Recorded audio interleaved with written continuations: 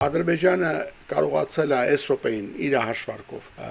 իր մեր բոլորի հասկացած որ պարսկական շահին չի որպեսզի կորցնեն Զանգեզուրի միջանցք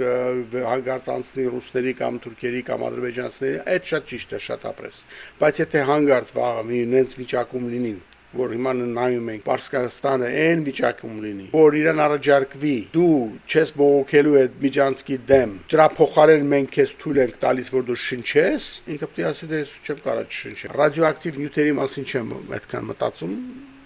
ճիշտ ասեմ ձեզ ինձ համար սա է ավելի վախենալուն ավելի վտանգավորը որովհետև երբ որ մի կողմը քո դաշնակիցը քո եթե ոչ դաշնակիցը մի քո թշնամին ասենք հա շատ նեղնանգնում պետք է հասկանալ որ քո դիրքերն են թուլանում եւ այս րոպեին այդ իմաստով Հայաստանի դիրքերը շատ են թուլացել որովհետև Պարսկաստանը շատ նեղ վիճակում մեջ է անգել